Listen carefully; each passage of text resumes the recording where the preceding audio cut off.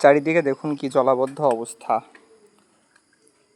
আমার বাড়ির আশপাশ সহ বিভিন্ন জায়গায় মানে এই টানা বর্ষাকালের ভারী বৃষ্টিতে একদম তলিয়ে গেছে। দেখতে পাচ্ছেন আমি সাইকেল নিয়ে যাচ্ছিলাম, আমার সাইকেলের একদম প্যাডেল পর্যন্ত এই পর্যন্ত পানি। তো এর ভিতর থেকে আমি সাইকেল চালিয়ে যাওয়ার চেষ্টা করছি। দেখতে পাচ্ছেন খুবই বাজে অবস্থা একটা, মানে এখানে আসলে নৌকা চলবে। আও, একটু যদি ভুল করি তাহলেই মনে করেন যে আমার সাইকেল আমি সহ এই বাসতলায় একদম চলে যাবে। দেখেন এখানে ঠিক পানির উচ্চতাটা আমার হাঁটু সমান পানি হবে। আমি কিন্তু এখানে মাটিতে খুব কষ্ট করে ঠেউ পাচ্ছি এখানে, আর এখানে দেখেন একদম প্যাডেল পর্যন্ত, মানে সাইকেলের চাকার অর্ধেক কিন্তু পানির মধ্যে নিমজ্জিত।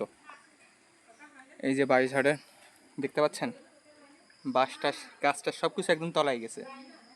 আর এখানে কিন্তু চারদিকটার পুকুর টুকুর ভেসে মাছ টাছ এগুলো আসছে। এর মধ্য থেকেই যাওয়ার চেষ্টা করছি। মানে কথাটা হচ্ছে আমি যদি প্রথম থেকেই অনেকটা শক্তি সহকারে সাইকেলটা চালাতাম তাহলে হয়তো উতরে যেতে পারতাম, কিন্তু মাঝখানে থেমে আমি ভুল করেছি। এখন সাইকেল এখন চলছে কষ্ট করে আর কি। এই তো যাক, অবশেষে পানির সমুদ্র পার হতে পেরেছি। এখন আমি বাড়ির পথে। এইদিকেও বাড়ির এদিকে শুকনো থাকলেও দেখা যাচ্ছে যেদিকে পুকুর টুকুর যা আছে সব একদম এক হয়ে গেছে পানিতে। দেখেন ভিতরের কী অবস্থা, বাড়ির মধ্যে ঢুকতে যেয়ে মনে করেন সংগ্রাম করে ঢোকা লাগছে।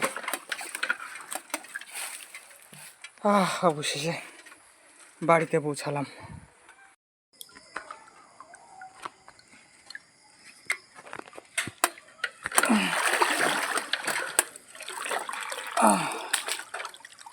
এমন একটা অবস্থা এখানে আমাদের বর্ষার জন্য একদম জলাবদ্ধ অবস্থা। দেখতে পাচ্ছেন আমি সাইকেল নিয়ে যাচ্ছিলাম, সাইকেলের প্যাডেল পর্যন্ত আমি পা ভাঁজ করে রাখছি। হ্যাঁ কাকি, আরে আপনি তো আমার ভিডিও করতে যাচ্ছেন না, আমি ভিডিও করে ফেসবুকে ছাড়বো না।